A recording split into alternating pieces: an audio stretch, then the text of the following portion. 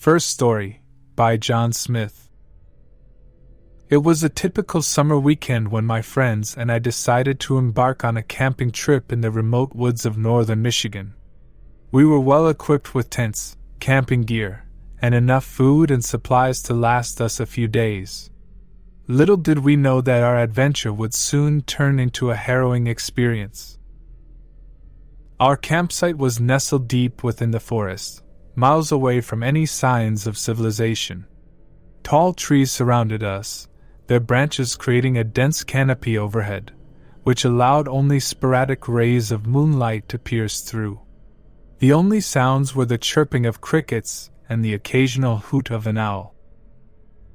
On the second night of our camping trip, the atmosphere took an unsettling turn. We were gathered around the campfire, sharing stories and laughter, when we heard faint rustling in the nearby bushes. At first, we dismissed it as a curious raccoon or a deer passing by. But as the rustling grew louder and more pronounced, we grew increasingly uneasy.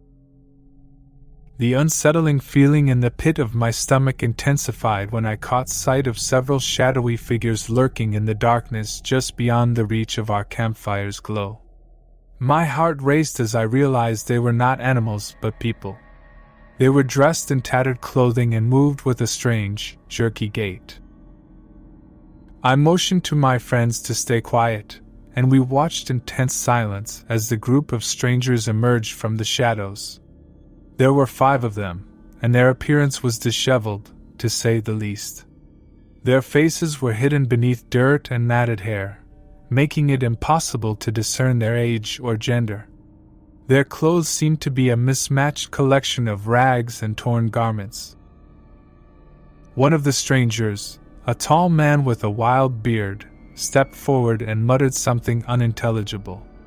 His eyes gleamed with an unsettling intensity as he stared at us. The hairs on the back of my neck stood on end. Without warning, the strangers began to encircle our campsite, their movements erratic and unpredictable.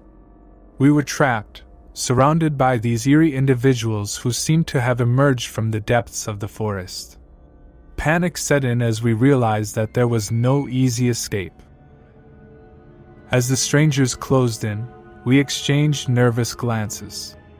We knew we had to act quickly to ensure our safety.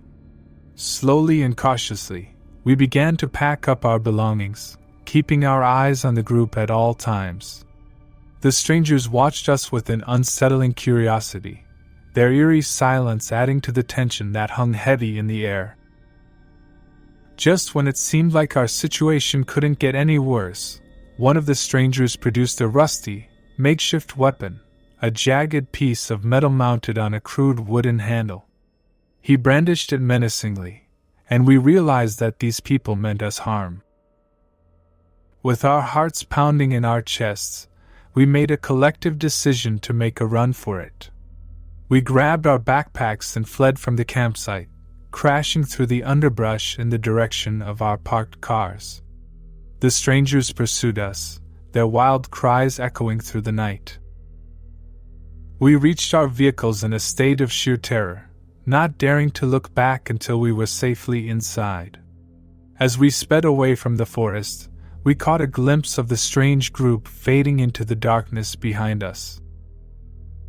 To this day, we have no idea who those people were or what their intentions were. Our camping trip had turned into a nightmare, and we were left with haunting memories of that fateful night in the woods of northern Michigan. Second story, by Emily Anderson. As an avid nature enthusiast, I had always dreamed of taking a solo camping trip deep into the heart of the Smoky Mountains.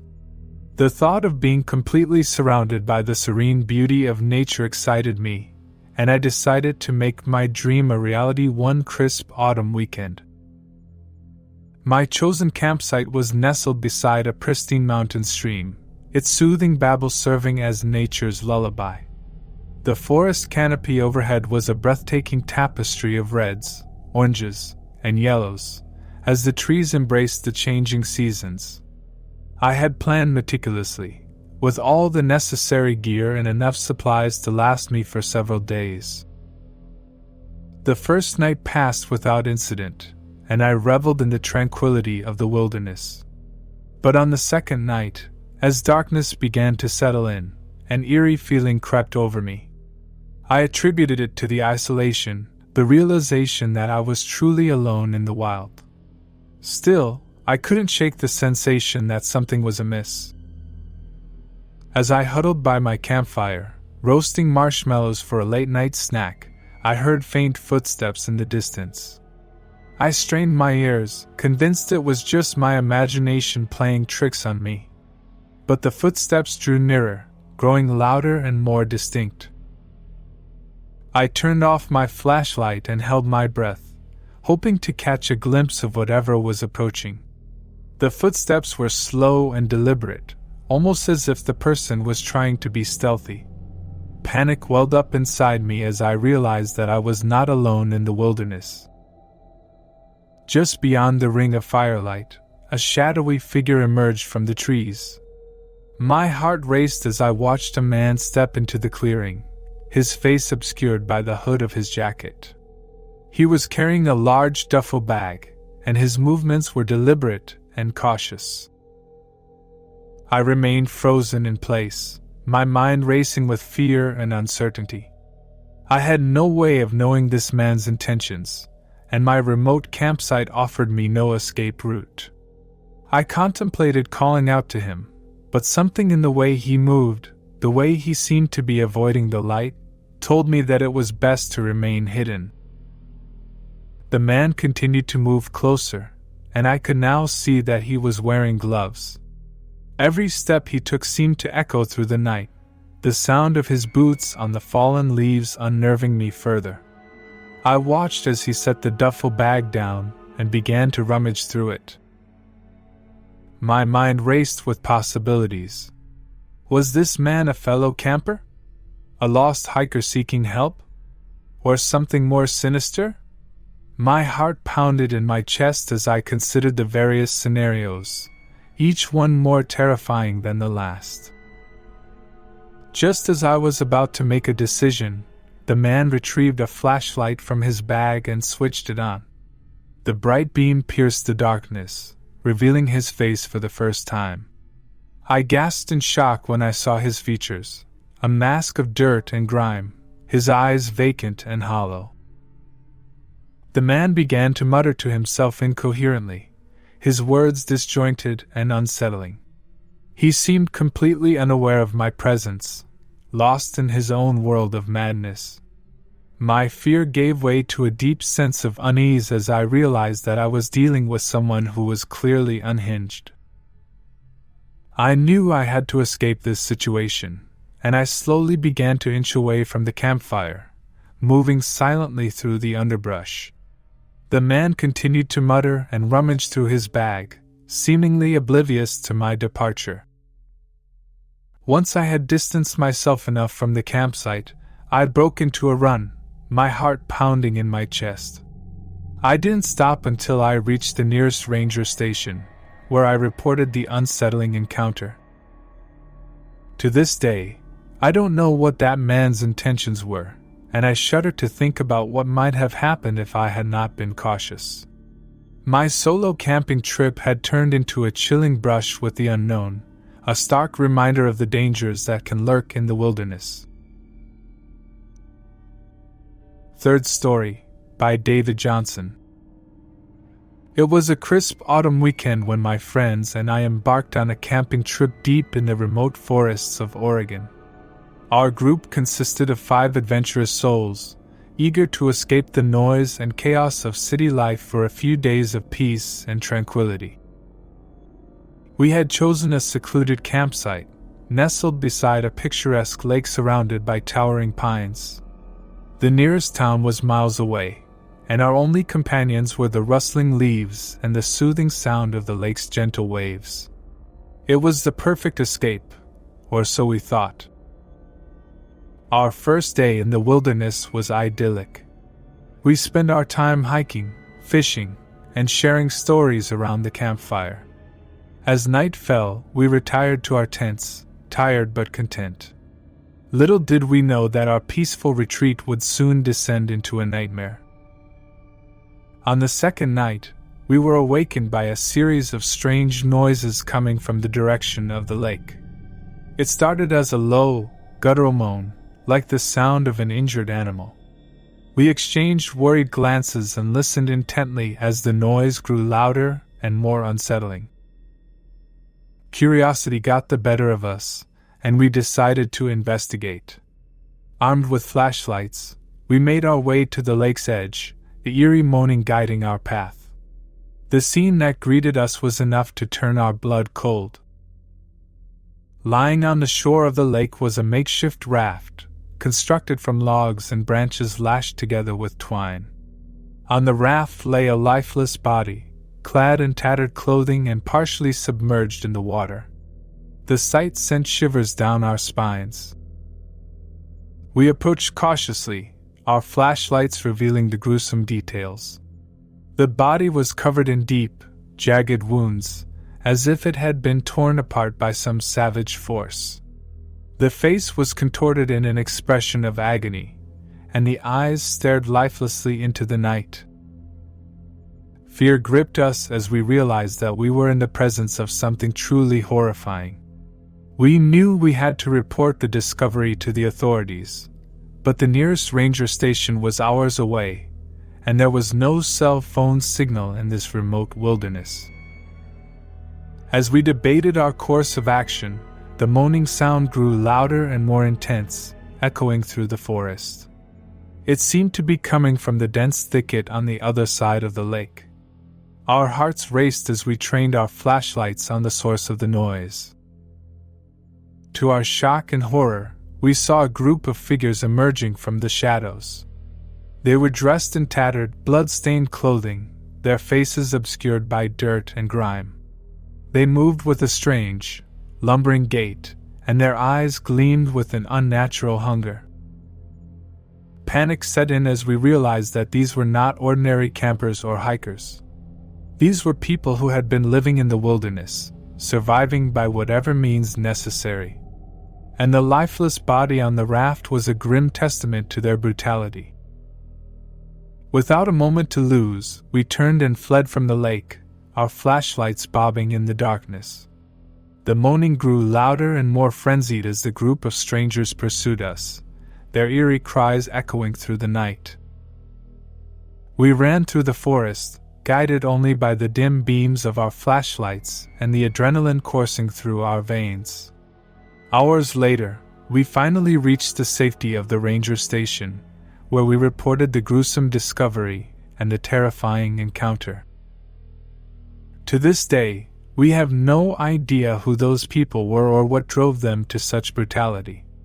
Our peaceful camping trip had turned into a nightmarish ordeal, leaving us with haunting memories and a deep sense of unease about the true dangers that can lurk in the wilderness.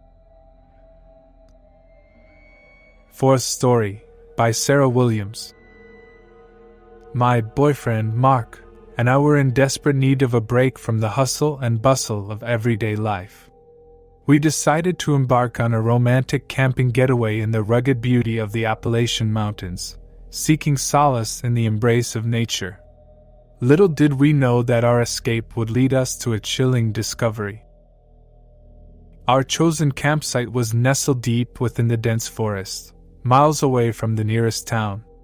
It was the perfect spot for a secluded retreat, a pristine lake bordered by towering pine trees.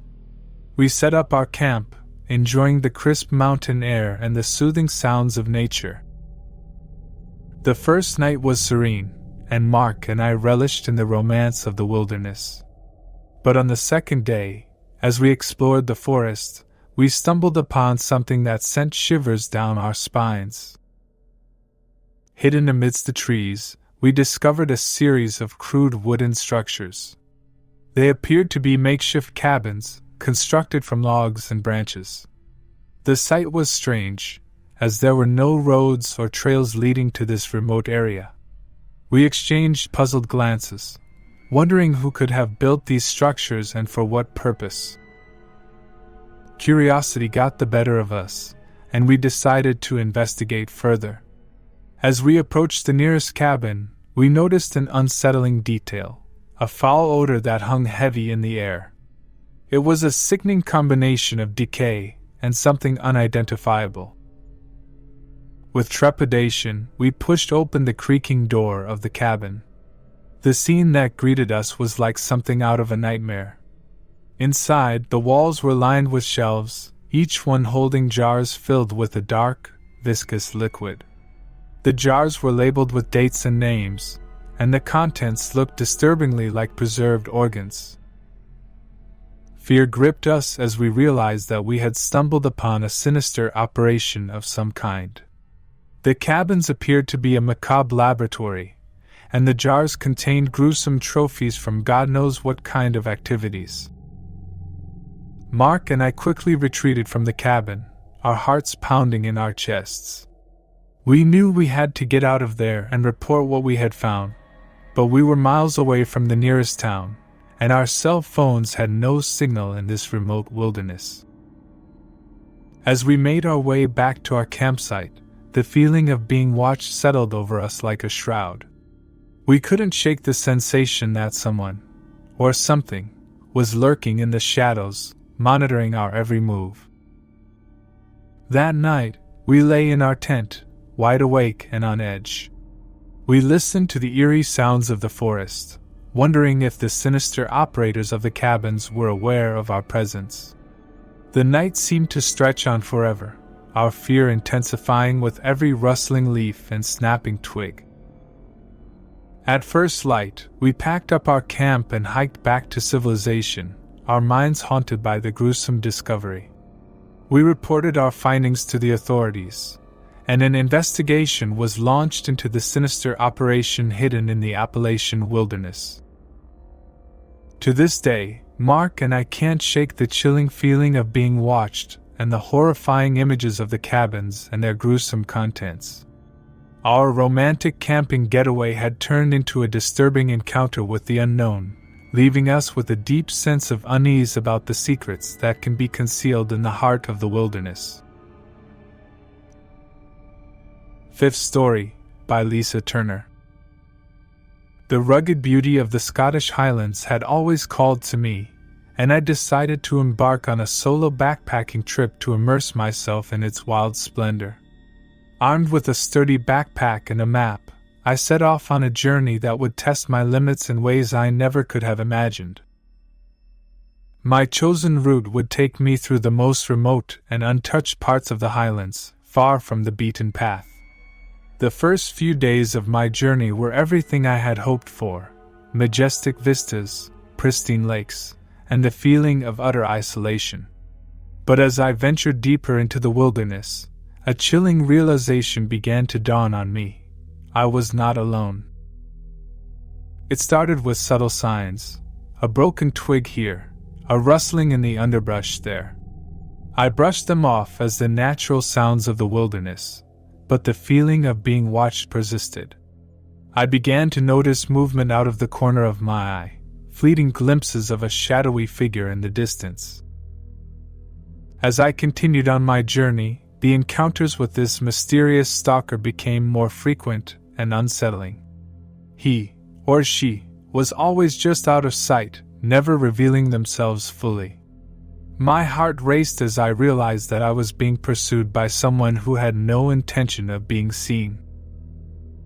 The relentless stalking continued for days, and I grew increasingly paranoid and terrified.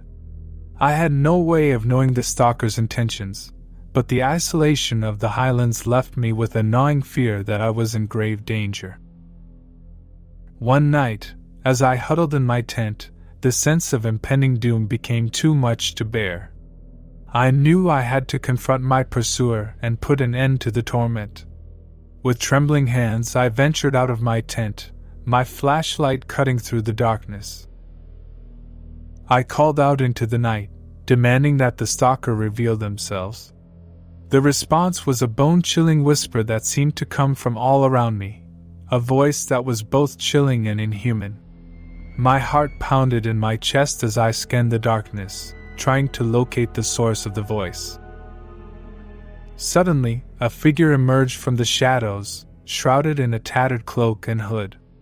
The face beneath was obscured, and the eyes gleamed with an unnatural malevolence. I couldn't see the person's features, but I could feel the intensity of their gaze. Without warning, the stalker lunged at me, and I stumbled backward, tripping over rocks and roots. My flashlight went out, plunging me into darkness. I fumbled for my backpack, searching desperately for a weapon. As I struggled to my feet, I heard the stalker's unholy whisper in my ear, promising unspeakable horrors. My instincts kicked in, and I swung my backpack blindly, making contact with something solid. There was a guttural cry of pain, and the stalker retreated into the darkness. I wasted no time in grabbing my backpack and fleeing the scene. I ran through the night, fueled by adrenaline and sheer terror, not stopping until I reached the nearest village and reported the harrowing encounter to the authorities. To this day, I have no idea who that relentless stalker was or what their intentions were. My solo backpacking trip had turned into a nightmare, leaving me with haunting memories and a deep sense of unease about the dangers that can lurk in the remote wilderness of the Scottish Highlands. Thank you for sticking with us through the whole video. Also, I recommend you this video you see on screen, one of the scariest on my channel. If you haven't already, don't forget to subscribe and like this video. This helps me bring you more thrilling content every day. If this video sent shivers down your spine, let me know in the comments.